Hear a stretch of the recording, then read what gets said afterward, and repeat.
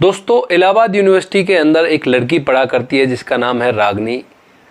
University की छुट्टी होती है और रागनी गेट से बाहर निकलती है।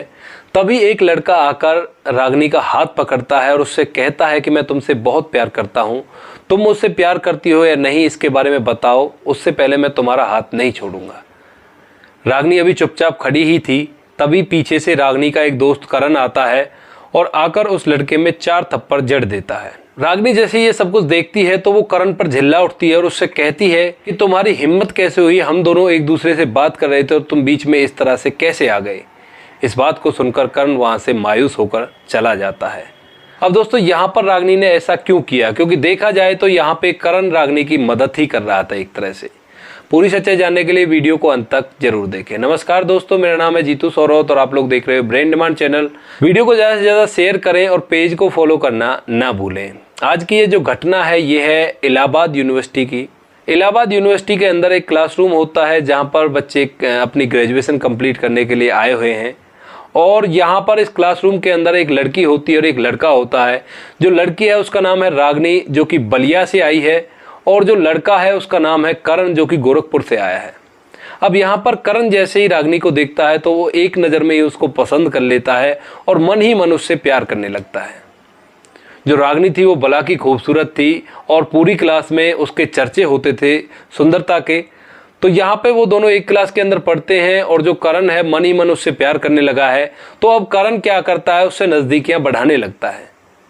वो पहले जाकर उसके पास वाली बेंच पर बैठ जाता है और उसके बाद उससे धीरे धीरे बातें करने लगता है। रोज़ थोड़ी थोड़ी बातें आगे बढ़ाता है और ऐसा करके वो दोनों एक दूसरे के बेस्ट फ्रेंड बन जाते हैं। अब एक दिन क्या होता है दोस्तों, इसी तरह से दिन बीत रहे थे। करण और रागनी एक दूसरे के बेस्ट फ्रेंड थे। तो एक दिन जैसे ही कॉलेज की छुट्टी होती है, रागनी गेट से बाहर निकलती है तो एक लड़का सामने से आकर रागनी का हाथ पकड़ लेता है और उससे अपने प्यार का इजहार करने लगता है। तभी पीछे से करण आता है और देखता है कि भाई ये लड़का रागनी को परेशान कर रहा है और उससे प्यार का इजहार कर रहा है। तो वो सोचता है क्यों ना मैं यहाँ पे थोड़ी हीरोपंती दिखाऊं और हो सकता है रागनी इससे मुझसे प्यार करने लगे। तो वो जाकर उस लड़के में 4 रैपटे जड़ देता है, 4 थप्पड़ लगा देता है। और उसके बाद जो रागनी है ये सब कुछ देखकर थोड़ी झिल्ला उठती है करण पर कि हम दोनों आपस में बात कर रहे थे, तुम होते कौन हो हमारे बीच में इस तरह से करने वाले। तो इस बात को सुनने के बाद जो करण है वो मायूस हो जाता है और उसकी आंखों में आंसू आ जाते हैं और वो वहाँ से निकल जाता है। अब इसके बाद रागनी भी अपने रास्ते चली जाती है। बाज़ार में उसको कुछ काम था, बाज़ार में काम करने के बाद वो शाम को घर जाती। तो दोस्तों, बाज़ार में काम करने के लिए जैसे वो जाती है तो पूरे दिन भर वो करण के बारे में ही सोचती रहती है। वो सोचती है कि मैंने एक गलती कर दी है करण को इस तरह से थप्पड़ मार के। हालांकि उसने मेरे साथ भला ही किया था, उस लड़के से मेरा पीछा छुड़वाया था। क्योंकि जो लड़का था जिसने रागनी को प्रपोज किया था वो कई दिनों से रागनी को टॉर्चर कर रहा था, इधर उधर उसके आगे पीछे घूमकर। तो यहाँ पर रागनी सोचती है कि करण ने तो एक तरह से मेरा भला ही किया है, अब इसके बाद वो लड़का मेरे आसपास नहीं भटकेगा। ऐसा सोचते सोचते वो घर पहुंच जाती है। अब थोड़ी सी मायूस है और घर के अंदर चली जाती है। वो सोचती है कि ये मेरे से गलती तो हो गई है, लेकिन कल जैसी क्लास के अंदर जाऊंगी तो मैं करण से माफ़ी मांग लूंगी इस बात के बारे में। ऐसा सोचने के बाद वो सो जाती है और दूसरा दिन होता है। दूसरे दिन वो अपनी क्लास में जाती है। जैसे ही वो क्लास के अंदर आती है तो देखती है कि क्लास के अंदर करण कहीं भी नहीं है। तुरंत वो सोच जाती है कि भाई मैंने करण के साथ जो कुछ भी किया उसकी वजह से वो सदमे में है और इसी वजह से वो आज क्लास नहीं आया है। उसके बाद लंच टाइम होता है। लंच टाइम में करण का एक मित्र होता है, उससे रागनी करण का फ़ोन नंबर लेती है और करण को फ़ोन मिला देती है। फ़ोन मिलाने के बाद पहले उसका हालचाल जानती है और उसके बाद कहती है कि करण तुम आज कॉलेज क्यों नहीं आए। तो करण यहाँ पे बहाना लगा देता है कि मेरी तबीयत ख़राब है, इस वजह से मैं नहीं आ पाया। तो यहाँ पर रागनी कह उठती है कि मुझे पता है तुम मेरी कल वाली हरकत की वजह से ही कॉलेज के अंदर नहीं आए हो। तभी यहाँ पे जो करण है वो बोल उठता है। वो कहता है कि नहीं रागनी, इसमें तुम्हारी कोई गलती नहीं है। जो मैंने किया वो अगर एक बेस्ट फ्रेंड करता तो ही अच्छा होता, लेकिन मुझे पता नहीं था कि हम दोनों बेस्ट फ्रेंड नहीं है, केवल कैजुअली एक फ्रेंड है और एक क्लास के अंदर पढ़ा करते हैं।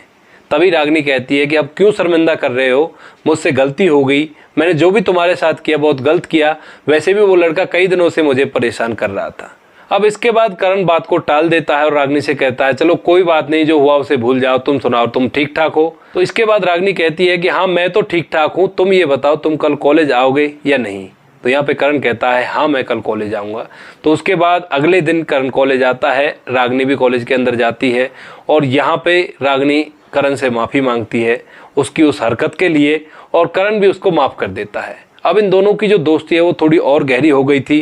करण मनी मन उसे प्यार करता था, लेकिन यहाँ पे रागिनी भी मनी मन अब उसे प्यार करने लगी थी, लेकिन एक दूसरे से दोनों प्यार का इजहार नहीं कर पाते हैं। करण सोचता है कि कहीं इसने बुरा मान लिया तो यहाँ से मैं इसका दोस्त भी नहीं रह पाऊँगा और उसके बाद मैं इससे किस तरह से आंखें मिला पाऊँगा। ऐसा सोचकर वो उससे प्यार का इजहार नहीं करता है। ऐसे धीरे धीरे टाइम कटता रहता है और उनकी जो ग्रेजुएशन है वो कंप्लीट होने वाली थी। कॉलेज का लास्ट दिन रहता है और करण सोचता है कि चलो भाई कोई दिक्कत नहीं है, जो भी होगा वो ठीक ही होगा। ऐसा सोचकर वो अपने प्यार को अपने मन में दबाए हुए वहाँ पर बैठा रहता है। तभी वहाँ पर रागिनी आती है और उससे कहती है कि करण मुझे तुमसे एक ज़रूरी बात करनी है। तो करण थोड़ी सी हिम्मत दिखाता है और कहता है कि हाँ हाँ मुझे भी तुमसे एक ज़रूरी बात करनी है। तो रागिनी कहती है कि बताओ तुम्हें क्या ज़रूरी बात करनी है। तो यहाँ पे करण कहता है कि नहीं नहीं पहले तुम बताओ, तुमने बताया था कि भाई तुम्हें कोई ज़रूरी बात करनी है, तो पहले आप बताओ अपनी बात के बारे में। तो यहाँ पे रागिनी करण से कहती है कि भाई अब मेरी ग्रेजुएशन कंप्लीट हो गई है और अब इसके कुछ दिनों बाद मेरी सगाई होने वाली है, तो मेरी सगाई में आकर सारा के सारा काम धंधा तुम्हें ही देखना होगा। इस बात को सुनने के बाद जो करण है उसके अरमान ढल जाते हैं, पूरे के पूरे सपनों पर उसके पानी फिर जाता है और वो सोचता है कि भाई अब मैं इसे क्या बताऊं। यहाँ पर रागिनी पूछती है कि करण बताओ अब तुम्हारी क्या बात है, लेकिन करण बात को गोल मटोल घुमा देता है और उसको यहाँ पर कुछ भी महसूस नहीं होने देता। इसके बाद कॉलेज का टाइम ख़त्म हो चुका था, करण अपने घर चला जाता है, रागिनी अपने घर चली जाती है।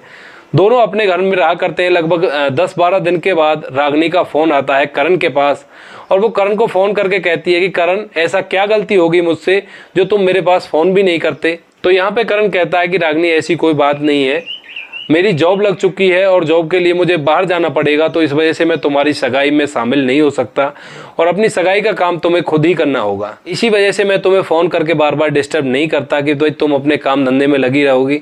तो तभी यहाँ पर रागिनी कहती है कि नहीं नहीं ऐसा नहीं हो सकता, तुम्हारे बिना मेरी सगाई नहीं हो सकती। अब तभी करण कहता है कि नहीं ऐसा पॉसिबल ही नहीं है, क्योंकि कुछ दिनों में मैं अपनी जॉब के लिए वहाँ पर जा रहा हूँ और मेरी जॉब इतनी दूर लगी है कि वहाँ से वापस आने में 2-3 दिन लगेंगे, तो इस वजह से मैं तुम्हारी सगाई में शामिल नहीं हो सकता। अब इसके बाद रागिनी कहती चलो ठीक है देखते हैं क्या होता है, और उसके बाद फ़ोन काट दिए जाते हैं। अब अगला दिन होता है। अगला दिन सुबह सुबह जो करण है वो अपने कमरे में सोया हुआ है और उसकी माँ बाहर काम धंधा कर रही है। तभी दरवाजे की घंटी बजती है और उसकी माँ, करण की माँ जाकर दरवाज़ा खोलती है तो सामने रागिनी खड़ी हुई थी। वो कहती है आंटी प्रणाम और उसके पैर छूती है करण की माँ के और कहती है कि आंटी करण घर पे है। तो यहाँ पे करण की माँ कहती है हाँ बेटा घर के अंदर है, तुम कौन? तो बताती है कि मेरा नाम रागिनी है और मैं करण की दोस्त हूँ कॉलेज से और मैं उससे मिलने के लिए आई हूँ। यहाँ पर करण की माँ रागिनी को घर के अंदर ले जाती है और करण को जगाती है कि चलो तुमसे मिलने के लिए कोई लड़की आई है। तो करण अपने बिस्तर से खड़ा होता है और देखता है कि यहाँ पर रागिनी आई हुई है और रागिनी को देखकर एकदम चकित सा रह जाता है कि भाई इसकी तो सगाई होने वाली है और ये यहाँ पर क्या कर रही है। तो रागिनी से कहता है कि तुम्हारी तो सगाई होने वाली है, तुम यहाँ पर क्या कर रही हो? तो रागिनी कहती है कि मेरी सगाई में तुम ना आओ ऐसा हो नहीं सकता, मैं तुम्हें लेने के लिए आई हूँ। अब उसके बाद करण कहता है ये बचकानी हरकतें छोड़ो और अपना सगाई की तैयारियों पर ध्यान दो और मुझे ड्यूटी पर जाना है, तो इस वजह से 2-3 दिन में मैं निकल जाऊंगा और अपनी सगाई और शादी अच्छी तरह से करो। यहाँ पर रागिनी तभी करण से कहती है कि मेरी सगाई तुम्हारे बिना नहीं हो सकती, मैंने तुमसे कहा था। करण बोलता है तुम इस तरह से क्यों बातें कर रही हो, ऐसा नहीं होता, मुझे काम के लिए जाना पड़ेगा, करियर का सवाल है। तो यहाँ पर रागिनी कहती है कि अगर तुम नहीं होगे तो मेरी सगाई होगी किससे? मेरी सगाई तुमसे ही होने वाली है। अपने प्यार के बारे में मैंने अपने पापा को बताया और उन्होंने तुम्हारे बारे में अच्छी तरह से जांच पड़ताल करने के बाद वो एग्री हो गए हैं हम दोनों की शादी के लिए, तो मेरी सगाई तुमसे होगी और मेरी सगाई का पूरा काम धंधा तुम्हें ही देखना होगा। ऐसा सुनने के बाद जो करण है वो हक्का बक्का सा रह जाता है। वो सोचता है कि भाई ये क्या हुआ, एकदम से दिमाग में उसके शौक सा लगता है। वो थोड़ी देर तक सुन वहाँ पे खड़ा रहता है। रागिनी उसको हिलाती है कि ये सपना नहीं है, ये हकीकत है और हम दोनों की शादी है और सगाई का पूरा के पूरा काम तुम्हें ही देखना होगा। ऐसा करने के बाद करण और रागिनी बहुत खुश होते हैं, एक दूसरे से गले मिलते हैं और एक दूसरे से अपने प्यार का इजहार करते हैं। अब इसके बाद दोस्तों कुछ दिनों बाद उनकी सगाई होती है और सगाई के बाद दोनों की शादी हो जाती है। अब वो लोग हंसी खुशी अपना जीवन व्यतीत कर रहे हैं। तो दोस्तों ये थी सच्चे प्रेम की सच्ची कहानी, जहाँ पर अड़चने भी आई, दिक्कतें भी आई और इन दोनों का आपस में प्यार का इजहार इस तरह से हुआ और यहाँ पर लास्ट में दोनों के प्यार की जीत होती है। तो आपको कहानी कैसी लगी कमेंट सेक्शन में बताएं। बाकी दोस्तों वीडियो अच्छी लगी हो तो वीडियो को लाइक और शेयर जरूर करें। मिलते हैं किसी नेक्स्ट वीडियो नए टॉपिक के साथ, तब तक के लिए जय हिंद, जय भारत, जय हिंदुस्तान।